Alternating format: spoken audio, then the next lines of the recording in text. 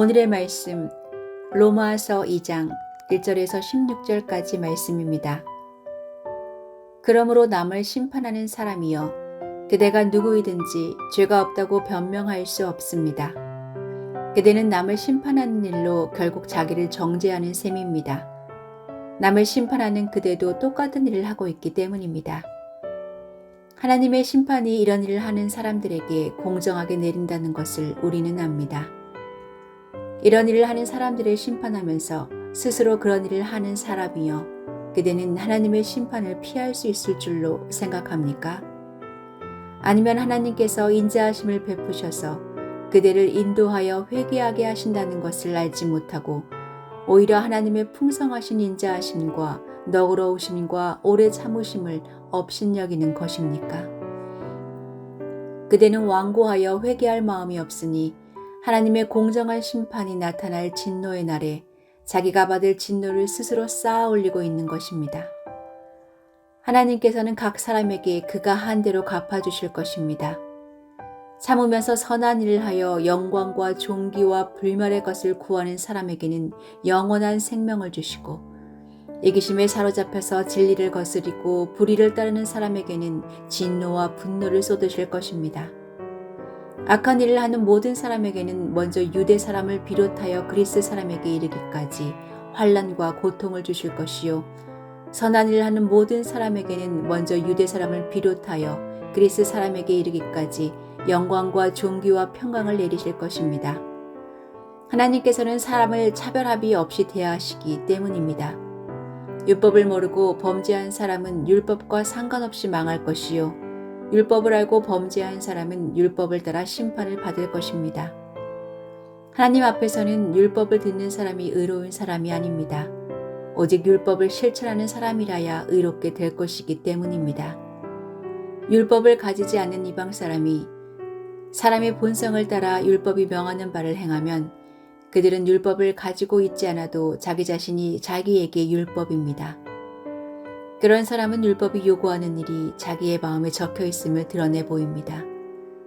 그들의 양심도 이 사실을 증언합니다. 그들의 생각들이 서로 고발하기도 하고 변호하기도 합니다.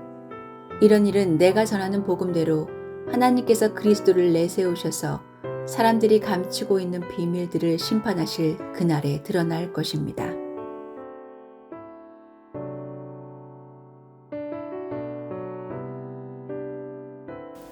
축구 경기를 관람하다 보면 대부분의 관중이 자기가 팀을 맡으면 저 감독보다는 잘할 거라고 말합니다. 선수들의 플레이에 대해서도 비난하면서 자기가 더 공을 잘 차겠다고 말하곤 합니다.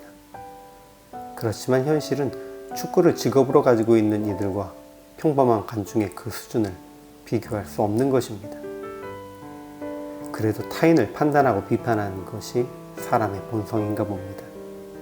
그래서 예수님은 비판하는 사람들을 향해서 자기 눈 속에 대들보는 보지 못하고 다른 사람 눈에 티끌을 빼라고 하는 사람들이라고 말씀하시며 그 자기 눈 속에 있는 들보를 먼저 빼내라고 말씀하셨습니다. 자기도 잘 못하면서 저렇게 하면 안 된다고 평가하고 판단하는 모습은 신앙생활을 하는 사람이라도 다르지 않은 것입니다. 초대교회 당시 로마의 성도들 뿐만 아니라 그리스 로마 문화권의 여러 공동체에 당시에 타락한 향락적 문화의 영향이 아직 남아 있었습니다. 그래서 성도라 해도 아직 경건치 못한 모습을 보이는 이들이 많았습니다. 반면에 자신은 의롭다고 자부하면서 그리스도를 영접하고 새로운 형제가 된 성도들을 판단하는 그런 이들도 있었습니다.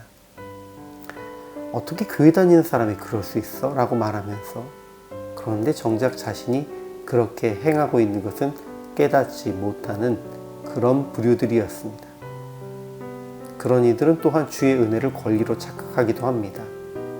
하나님의 인자하심 안에서 그들이 은혜로 회개하고 구원에 이르렀지만 마치 스스로 회개한 것으로 착각하며 동시에 이제 난 구원받았어 라며 육체의 정욕대로 하나님의 진노하실 일들을 행했던 것입니다. 바울은 그들에게 하나님께서 각 사람이 행한 대로 보응하실 것이다 라고 말합니다. 단지 듣고 감동받고 은혜 받았다고 고백하는 이들이 아니라 들은 대로 회개하고 선을 행한 자를 주님은 의롭다고 칭하실 것입니다. 이것은 유대인에게도 헬라인에게도 동일한 원리로 적용됩니다. 비록 유대인이 먼저 언급되었지만 헬라인이 동등하게 언급되고 있다는 것이 더 중요합니다. 바울은 사람을 외모로 취하지 않으시는 하나님 앞에서 유대인과 헬라인이라는 출신은 아무 차이가 없으며 차이가 있는 것은 그저 듣고 행하는지 그저 듣는 것에 그치는지 여기에 있다라고 말합니다. 우리가 다른 이에 비해서 조금 더 나은 삶의 모범을 보인다고 해서 누군가를 비판하고 판단할 수 있는 것도 아닙니다. 아니, 판단하는 것 자체가 하나님의 명령과는 다른 행동이라는 것을 우리는 기억해야 합니다. 그러니 상대방을 판단하기 전에 먼저 우리가 말씀대로 행하는 것이 중요합니다. 분명 믿음으로 의롭게 되지만 듣는 것이 아니라 하나님의 말씀을 행하는 자라야 의롭다 하심을 받는다는 이 말씀 또한 잊지 말아야 합니다.